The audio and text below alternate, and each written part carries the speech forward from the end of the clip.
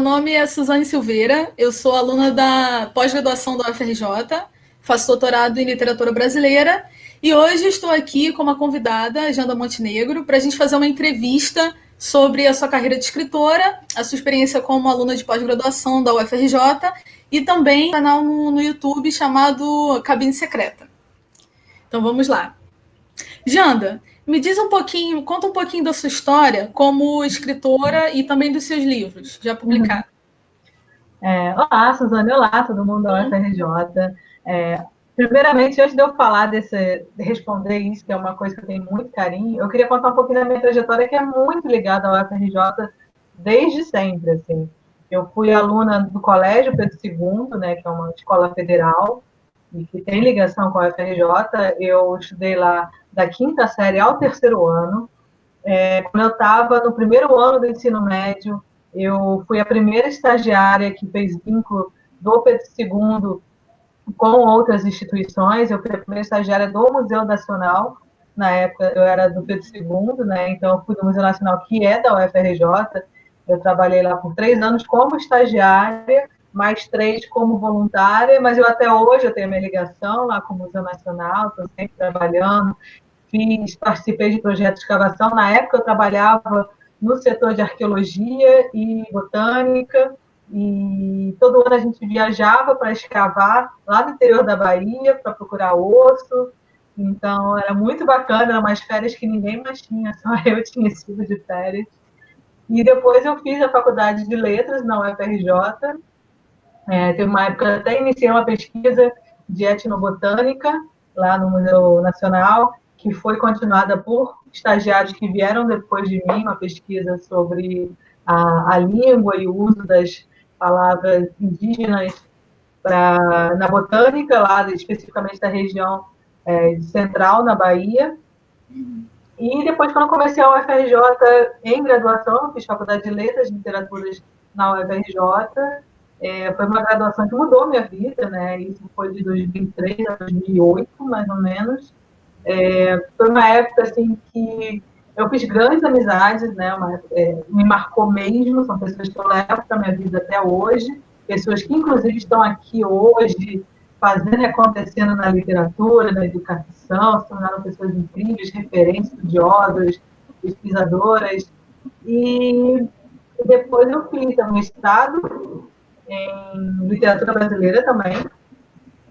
E agora, no início do ano passado, eu comecei o doutorado em literatura brasileira também, na UFRJ. Então, assim, a minha ligação com a UFRJ é basicamente desde meus 2 anos de idade. A minha vida toda, praticamente, exato. Me conta um pouquinho dos seus livros. Então, quando eu estava ainda na época do Pedro II, eu tinha 16 anos e eu meio que experienciei um episódio muito marcante na história do Rio de Janeiro, né?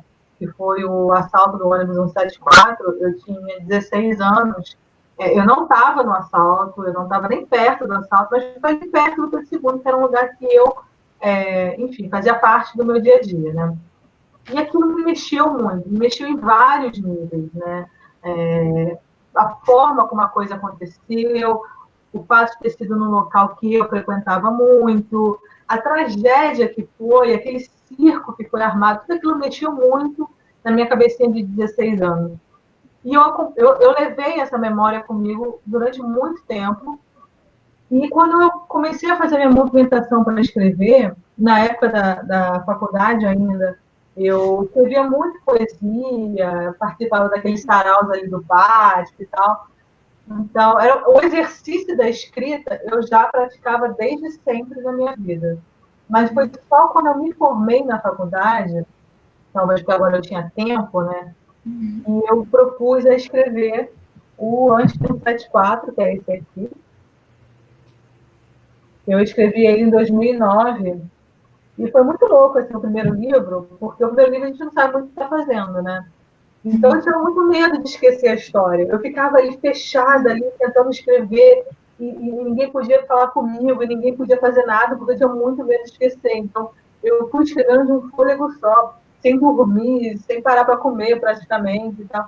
Então, foi tipo um expurgo esse livro. E ele foi lançado em 2010, então ele já tem 10 anos. E mantém mais atual do que nunca, né? Porque a gente vê que é um episódio trágico que se repete na cidade do Rio de Janeiro, e que ano passado a gente teve um episódio muito similar da Ponte de Niterói. Então, eu quis escrever esse livro, primeiro porque, assim, mais do que a vontade de escrever livros, eu queria escrever essa história. Essa história estava dentro de mim. É uma história que eu coloco, não é mais um livro sobre o assalto no 7 É um livro em que eu coloco as pessoas a pensar esse episódio.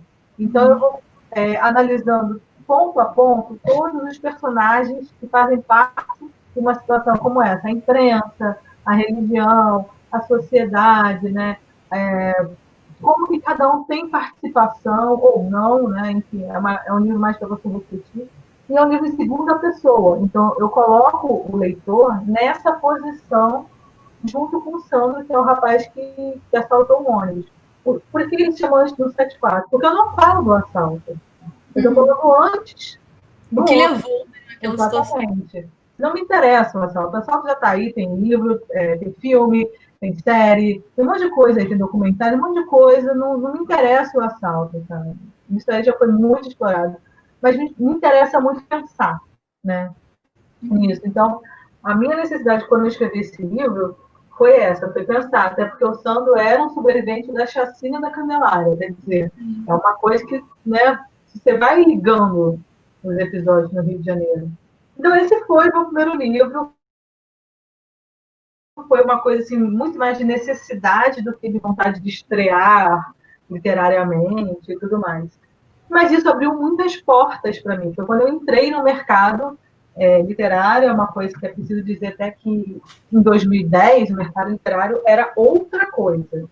Era um mercado literário que estava se abrindo muito timidamente para novos autores, para novas perspectivas. Era uma época que a gente ainda tinha muitos livros com capa bege, figuras abstratas assim na capa, títulos que não diziam muito sobre o conteúdo do livro. A gente não tinha muito uma literatura de entretenimento, propriamente dita.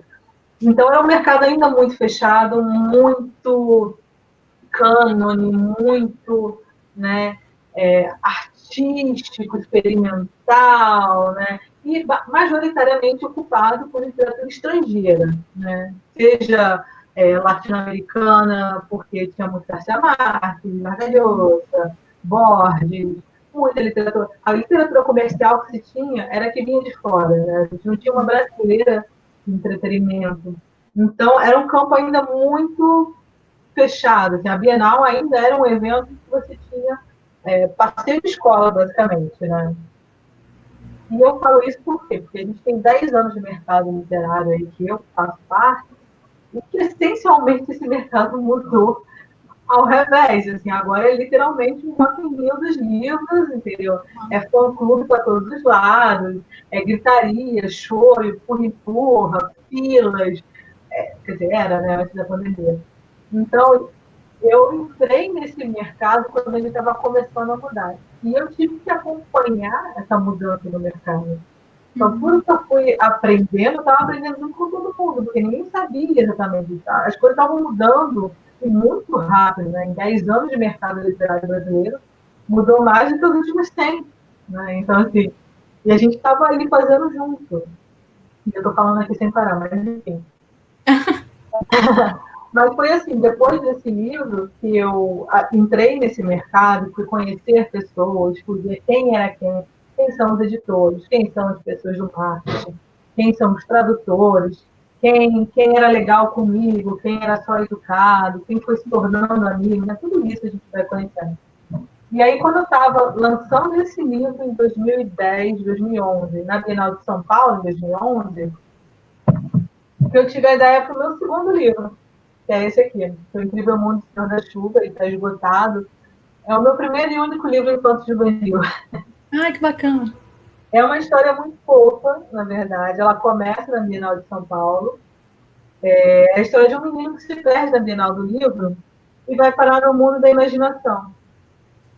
E aí lá ele encontra criaturas fantásticas que falam por ele, E ele começa a entender que tudo isso que está acontecendo aqui, né, todas as tragédias, as inundações, terremotos, ventanias, são reflexos do que está acontecendo com os animais fantásticos no mundo da imaginação.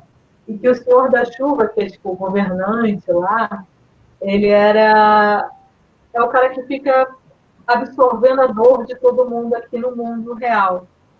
Só que de vez em quando ele não aguenta mais, então ele chora muito e acaba causando inundações. Ah, que bacana. Esse livro é de qual ano?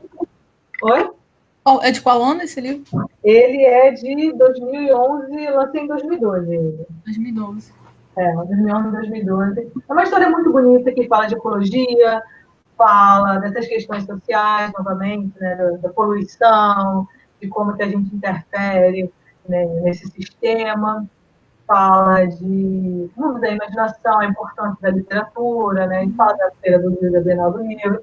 É um livro muito querido, assim, eu lembro quando eu lancei, a ideia era ser um infanto juvenil, mas a verdade é que, tipo, a galera dos 20 e poucos anos leu e amou o livro. Eu gosto muito dessa história, mas a pegada da fantasia não é muito a minha praia, na verdade, né? Eu gosto de escrever histórias, né? E aí, eu lancei isso em 2011, 2012, e aí, assim, a gente está numa época em 2011, 2012. 2012, na verdade, o mercado já estava abrindo mais. A Bienal do Rio, especificamente, ela já estava começando a olhar os autores nacionais como potências, né?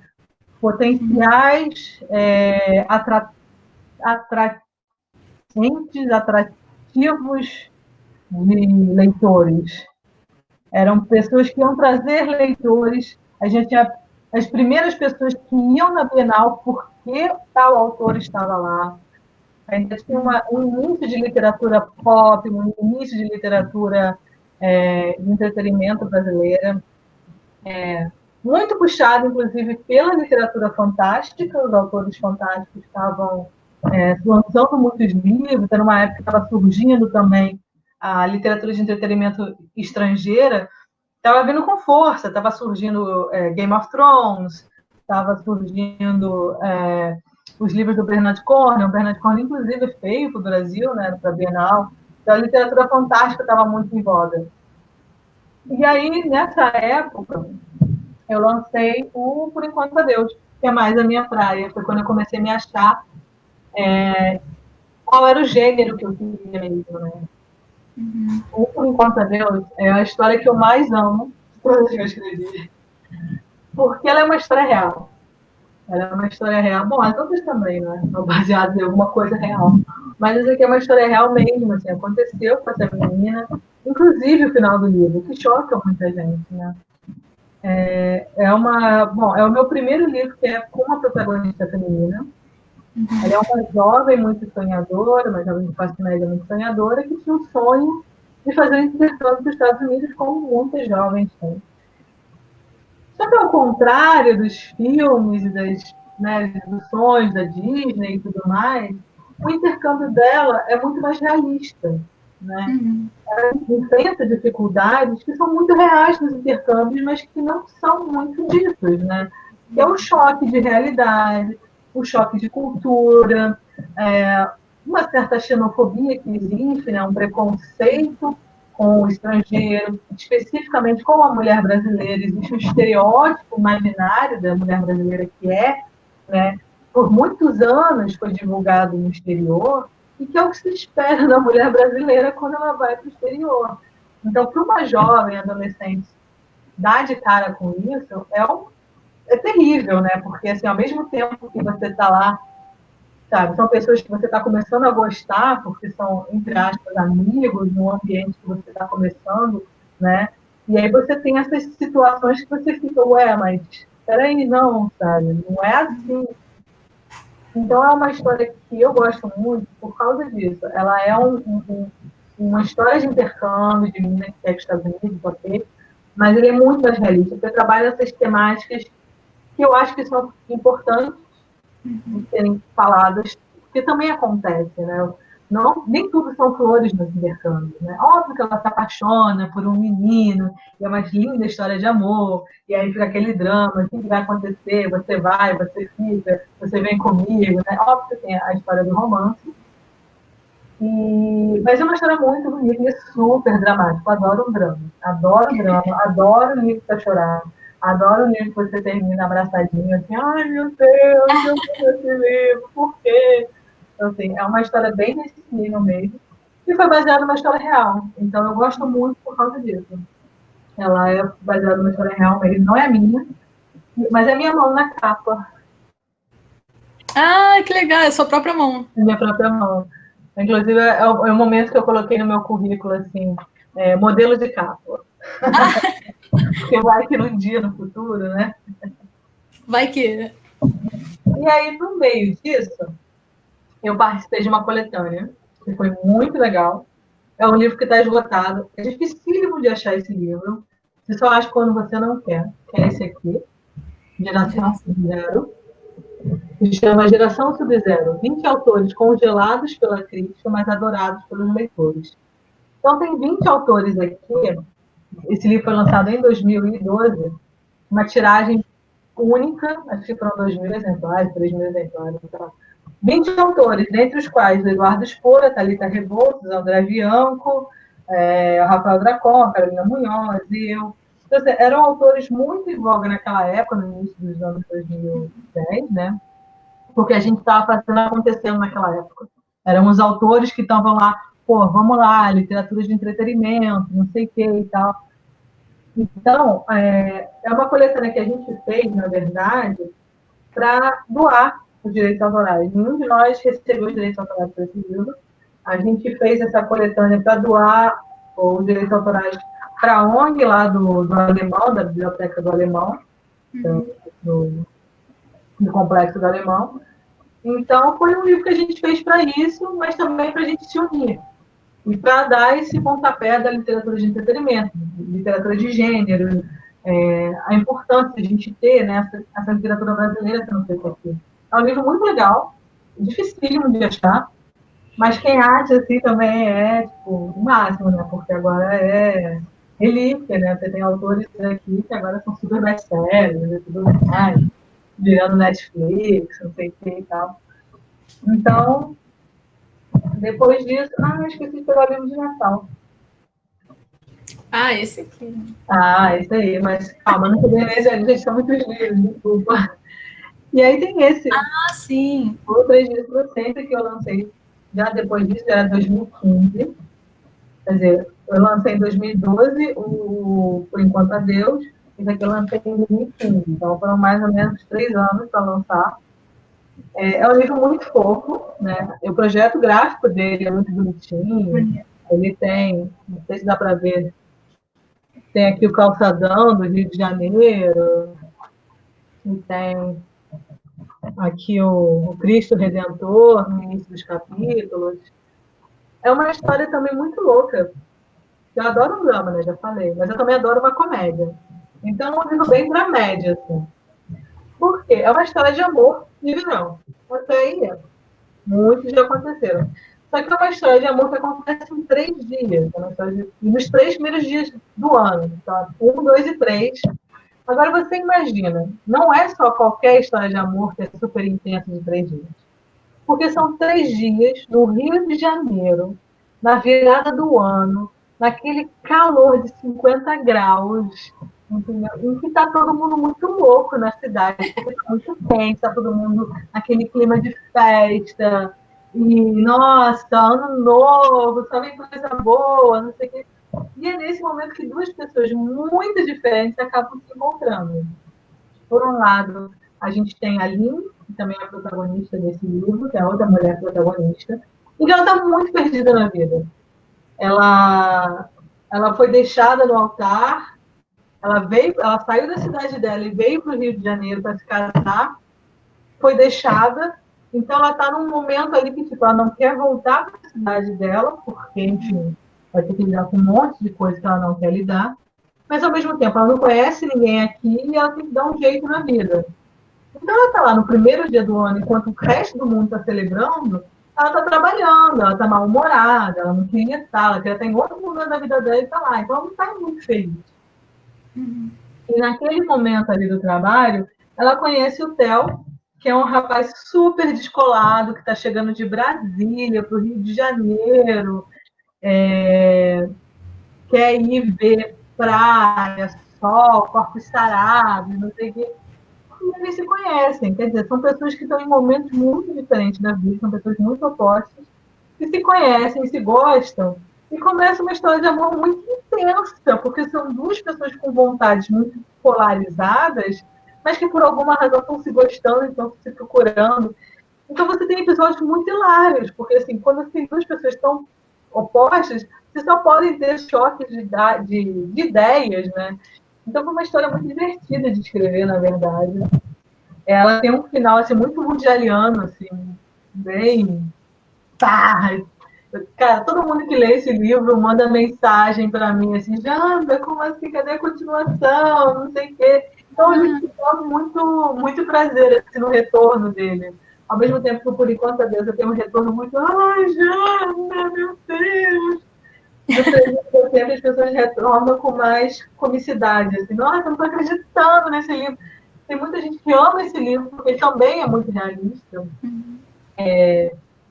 Eu tenho isso de mim, né? Eu não sou muito fantasiosa nas relações amorosas, eu não sou muito fantasiosa nas relações humanas. Né?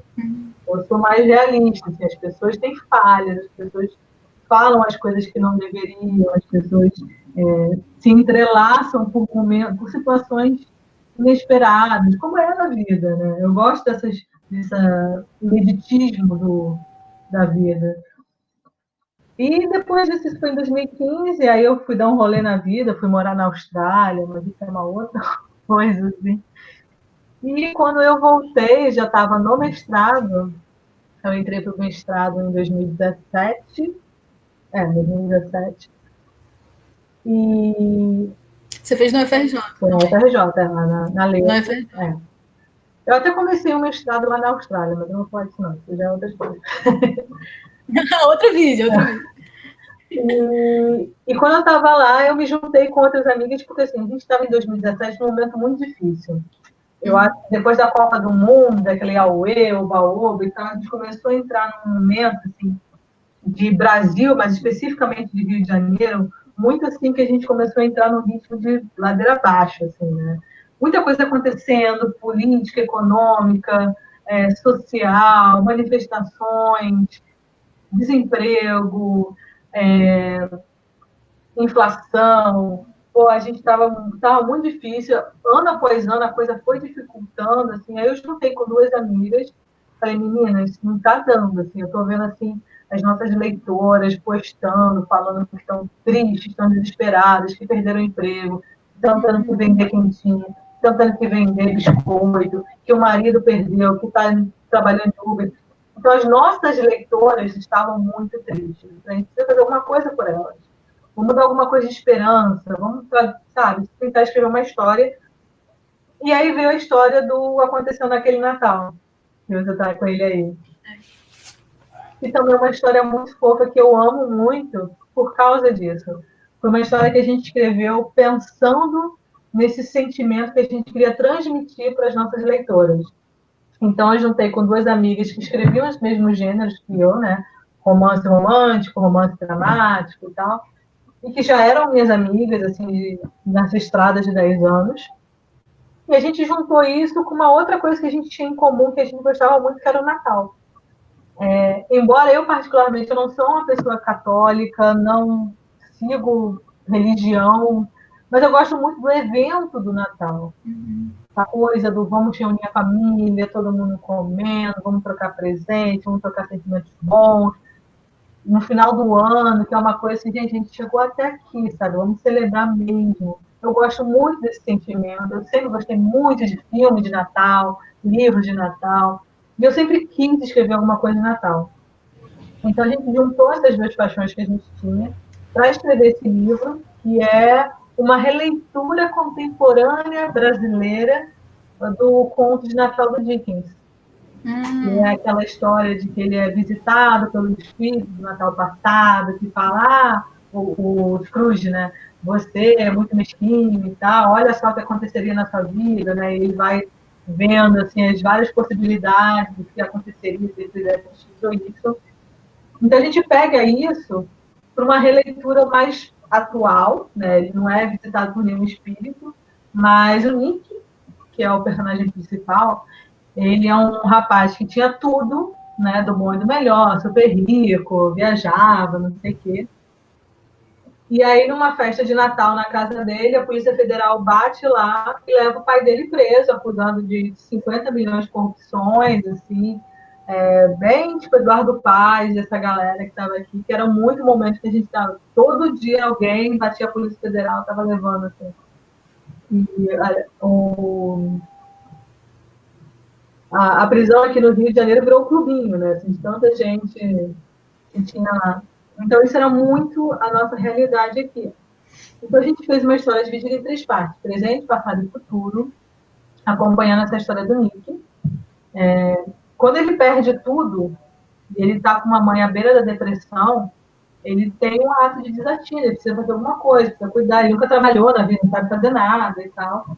E aí ele decide roubar um carro, porque ele ouviu dizer por um fulano que ele conseguiria um troquinho se conseguisse um Fusca azul e tal. E aí ele vai atrás do Fusca azul porque era o que estava sendo pedido. Só que quando ele vai roubar o Fusca azul, ele conhece a Carol, que é a dona do Fusca.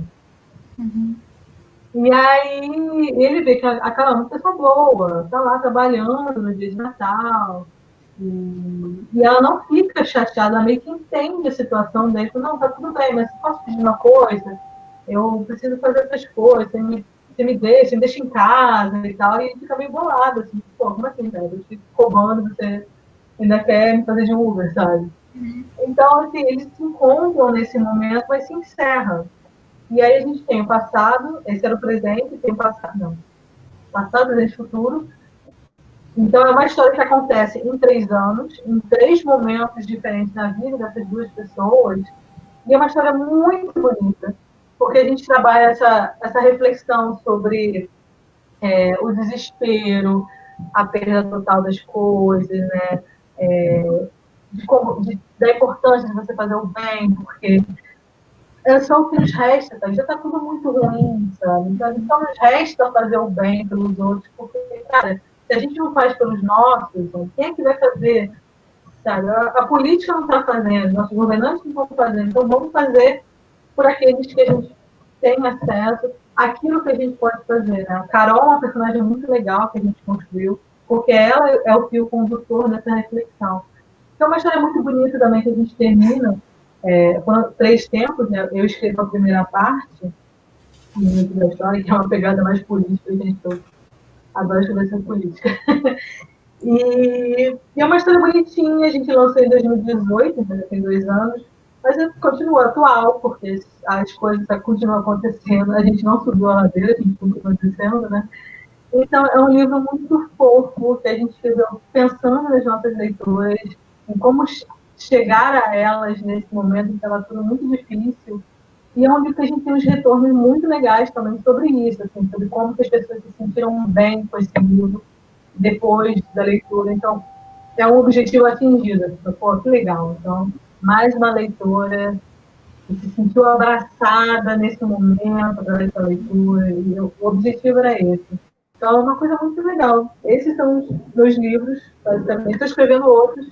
Opa! Me livro novo. Pode dar spoiler? Então, agora que você falou, é porque eu sou fixada aqui. Eu tenho outros livros também na Amazon, né, em e-book, exclusivamente em e-book. Né? Em 2016 eu lancei um que é Um Coração para o Homem de Lata, que é meio que uma releitura do Mágico de Oz, mas contemporâneo, né? A gente tem lá o Homem de Lata, o Leão, o, a Dorothy, o Leão, o Homem de Lata e o Espantalho. Mas eles não se chamam Espantalho, mas eles têm as características, né? Então é uma história muito fofinha também. E eu gosto muito dessa história, mas ela está exclusivamente em e-book, né? Então, assim, não tem um livro físico, mas está disponível na Amazon e tal. Tem outros contos na Amazon também. Tem um conto em inglês, que eu escrevi um conto de terror muito louco, mas que eu me diverti muito Você também. também é tradutora, né? Sou tradutora também. De língua inglesa. Eu faço inglês e faço espanhol também, né? Para português. Janda, me conta um pouquinho da sua pesquisa da tese do doutorado. Então, nessa movimentação que eu tive na literatura, né, e quando eu entrei no mestrado, eu fui. São coisas que a gente aprende no caminho, né? O caminho é muito importante, a nossa jornada é muito importante. E eu fui vendo o quanto que a gente tem uma deficiência, no sentido de falta, de protagonismo feminino nas histórias, protagonismo em histórias que não sejam centradas na conquista do amor, né? Quando elas são centradas em mulheres, são conquistas do amor. E quando muitas autoras, na nossa literatura especificamente, foram silenciadas ou não entraram nos registros por inúmeras razões. Então, eu fiquei muito tentada sobre isso. Quando eu fiz meu mestrado, eu fiz uma dissertação sobre o trabalho do Sérgio Santana, que eu gostei muito. Era uma literatura dele que me inquietava, porque ele fazia outros formatos e tudo mais. Então, eu quis pesquisar ele. Mas já para o final da pesquisa, eu falei, poxa, eu queria fazer uma coisa mais voltada para a mulher. Quando eu fui fazer o projeto para a pesquisa, o projeto para o doutorado, eu tive até dificuldade, porque a minha ideia era trabalhar a jornada do personagem feminino, a jornada do herói, a jornada no sentido de uma coisa que atravessa a vida, né? Que se desloca. E a gente tem poucas literaturas brasileiras com personagens femininas fazendo isso, né? E menos ainda quando são escritas por mulheres. Então eu falei, poxa, que dificuldade que eu tive. Mas elas estão aí. Eu estou tendo que ter acesso a elas, tenho que correr atrás delas, né? Então a minha pesquisa, ela basicamente trabalha o defeito de cor da Ana Maria Gonçalves, que trabalha isso, né? A história de uma jornada de uma personagem.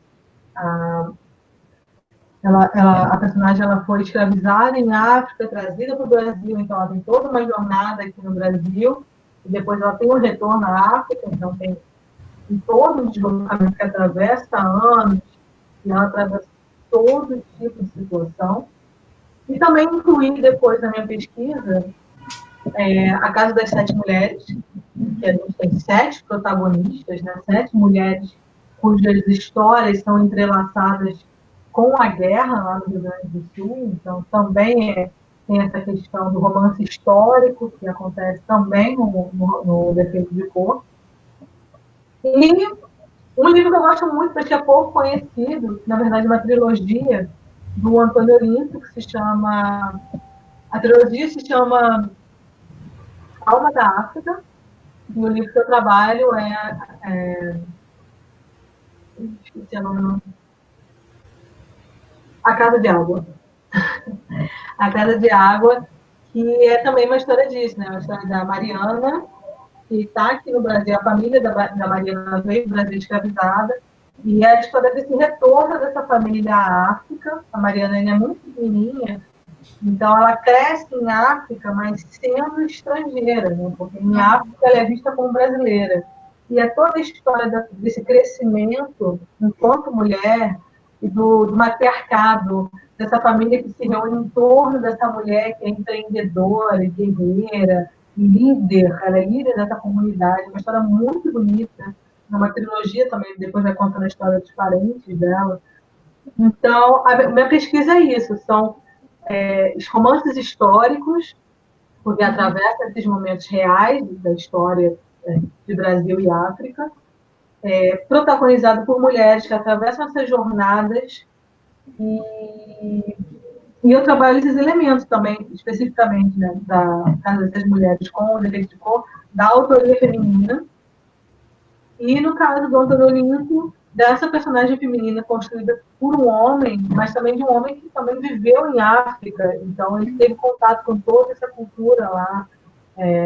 Enfim, então eu trabalho isso. Eu estou abrindo agora um espaço também para falar de cinema, né? Porque é uma coisa que eu gosto muito, então eu também estou inserindo, vou inserir alguns elementos dessas jornadas que acontecem também em cinema e séries, né? Um filme que também foi muito adaptado, que é o Adoráveis Mulheres, também é protagonistas femininas que atravessam um grande período histórico, né? Então eu gosto muito dessa temática. Eu acho que vai ter mais foco nesse tipo de literatura, porque elas são importantíssimas, elas têm que ser mais estudadas, especialmente quando é protagonizada por mulheres, porque eu acho que a gente tem uma falta muito grande sobre isso. Com certeza. Então me diz uma coisa, além de escritora, doutoranda em literatura brasileira, integrante do grupo, né, da professora Nélia Petrani, né, nós duas, você ainda consegue tempo para ter um canal maravilhoso chamado A Cabine Secreta, junto com o Rafa Henriques, né, que é o editor, em que você realiza entrevista com atores e diretores e também faz resenha de filmes. Me diz um pouquinho, me conta essa história. Como é que começou? De onde surgiu a ideia? Assim, o cinema sempre esteve comigo, né? É uma coisa que, tanto quanto a literatura, sempre esteve comigo. Eu nunca tive muita distinção na minha cabeça, né? Separar as coisas. Eu acho que eu só não fiz cinema porque na época que eu fiz vestibular, eu basicamente só tinha a UF e a PUC. A UF era dificílima e era muito longe para mim, na minha cabeça, né? Eu morava no Rio de Janeiro, né? E me deslocar para lá era uma coisa que demandava muita coisa para minha cabeça e a PUC era caríssima. Mas então o cinema sempre fez parte de mim, eu sempre fui muito cinéfilo. Meu primeiro emprego foi na locadora, então assim, eu sou cinema.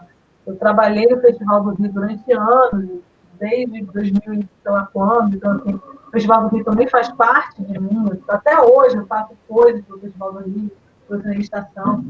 Então eu sempre gostei muito de cinema. Comecei a trabalhar com veículos de cinema em 2015, 2016, eu trabalhava de suporte num veículo, até que as coisas começaram a entrar por uns caminhos e falar, poxa, mas vamos fazer aqui, não sei o que, a gente meio que desandou, eu falei, pô, vou abrir meu próprio veículo. Então, foi nessa época que eu conheci o Rafael, que também era muito cinéfilo, a gente começou a namorar, e ele também era muito cinéfilo, inclusive a gente se conheceu por causa do Tim Burton, então você vê como é que tem uma importância o cinema, né? E aí a gente abriu o Cabine Secreta pensando nisso, né? Mas a gente queria fazer um canal que falasse de cinema dos dois modos, ao mesmo tempo que ele fosse acessível e falasse de cinema pipocão, de Marvel e tal, que são coisas que o Rafa gosta muito, por exemplo. Eu, enquanto pesquisadora, eu queria analisar os elementos dos filmes e sabe, analisar a assinatura do diretor, as personagens e tal. Então a gente fez essa mescla das duas coisas. Eu acho que é um produto muito único, porque a gente não foca só numa demanda de público, mas a gente tenta trazer esse conteúdo mais acessível para o público, a gente tenta trazer curiosidades, bastidores, que eu acho que são coisas que são muito fascinantes, mais do que fazer a resenha do filme. A gente tem um vídeo do Rei do Show, por exemplo, em que a gente mostra que a história foi real, e a gente vai analisando os pontos. É um dos nossos vídeos mais bombados, porque é um vídeo lindo, as pessoas querem saber essas coisas, né? Inclusive, eu vi um falando sobre a forma da água, maravilhoso, recomendo. E isso foi, com o tempo, né, a gente foi fazendo as coisas, eu já tinha acesso às assessorias de imprensa, então a gente foi sendo chamado para as cabines e tudo mais, a gente começou a ver os filmes e produzir esses conteúdos, a gente queria fazer cada vez mais conteúdo, e uma coisa vai levando a outra, a gente começou a ser chamado para as coletivas de imprensa, das coletivas de imprensa começou a ser chamado para as entrevistas. Eu sempre tive muita facilidade para falar, como você disse. Você faz uma pergunta, eu falo por 40 minutos sozinha aqui. Então, eu gostava muito de entrevistar esses atores, essas atrizes, gosto muito ainda, adoro um tapete vermelho, é uma coisa que eu gosto muito de fazer. E era um momento, assim, acima de tudo, que eu gostava e que a gente encontrava de jogar luz no cinema nacional, porque, basicamente, o tapete vermelho era de estreia de filme brasileiro. Então, a gente gostava muito, a gente faz muita questão desses momentos, né? Às vezes até, mas não vai dar muito view. Cara, não importa. É o nosso cinema, vamos lá. Então, a gente vai lá, a gente conheceu muita gente bacana nesse caminho, a gente já tem 3 anos de canal, já entrevistamos muita gente internacional, conhecemos pessoas internacionais. No ano passado, a gente estava entrevistando o William Dafoe. Ninguém entrevistou o William Dafoe no Rio de Janeiro, só a gente do Canal Brasil, acabou, entendeu? E foi uma experiência única, foi maravilhosa. Então, a gente tem as nossas conquistas. A gente pode não ser um grande veículo em números, né? Mas a gente é um veículo com muita qualidade. A gente bota muito amor naquilo que a gente faz. Mesmo agora, nesse momento de quarentena, a gente está ligado, né?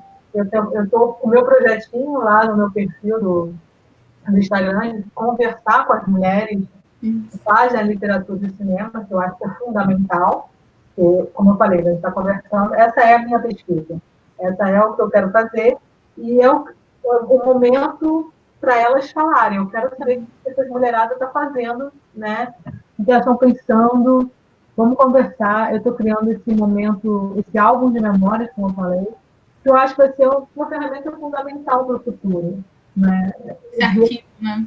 Sabe, Tu? Porque, assim, qual foi o problema que a gente tinha com as literaturas de início do século escritas por mulheres? Sabe? Muitas delas foram apagadas, desconhecidas, sumidas, queimadas. Cara, daqui a 100... a própria família, né, queimava por vergonha. Então, daqui a 50, 100 anos, não vão me falar que as mulheres do cinema e da literatura não fizeram nada nesse período de quarentena. Porque estou aqui registrando o que elas falaram, o que elas sentiram, o que elas estavam pensando. Sabe? Porque eu estou fazendo essa droga desse registro. Importantíssimo. Então, assim, eu estou dando muita live, muito bacana e tal, mas tem que pensar direcionado. Então, isso que eu tentei fazer ali. A gente vai colocar todas as entrevistas lá no Cabine Secreta, uma pasta específica sobre isso, para também não ficar muito perdido, até para dar uma associada, né? Afinal, tem muita gente que foi entrevistada ali, que foi entrevistada em um outro momento, isso também é muito legal. E é isso, assim, acho que o Cabine Secreta se tornou parte da minha pesquisa, do meu exercício enquanto pesquisadora, é parte do meu relacionamento com o Rafael, porque a gente começou com isso, e o Cabine, a gente trabalha junto agora, o Cabine é uma microempresa, é uma MEI, e é isso, é uma forma que a gente usou para trazer o cinema para a nossa vida, para a gente poder devolver para o cinema e trazer o cinema para outros públicos que ainda... o brasileiro ainda é muito distante do cinema. E por inúmeras razões, né? Assim, a gente sabe quais são as razões, são muitas. A gente não tem sala de cinema em todas as cidades do Brasil. Então, qual era a forma que a gente tinha de aproximar isso? Né? Vamos botar na rede, vamos botar para jogo, né? Às vezes o filme estreia na TV aberta, ou no Telecine, no Netflix, alguns meses depois, e os vídeos voltam a bomba porque as pessoas procuram saber sobre isso. Então, era essa a intenção. A gente foi construindo uma coisa na base do amor, mas na base do retorno também. Como trabalhar o cinema de uma forma mais acessível, de uma forma que instrua também, né? Que não seja só vou assistir um filme para passar o tempo, assim. Mas que também tem alguma coisinha. Você quer saber mais um pouquinho desse filme? Pô, a gente fez um vídeo que fala sobre isso. Então, foi uma coisa legal, continua sendo legal. Eu espero que a gente continue fazendo também, né? Assim, eventualmente os cinemas vão voltar, eventualmente as pré-estreias vão voltar, a gente vai estar lá. Porque a gente é o que faz. Entendi. Muito bom, muito obrigada pelo seu tempo, pela entrevista. Imagina.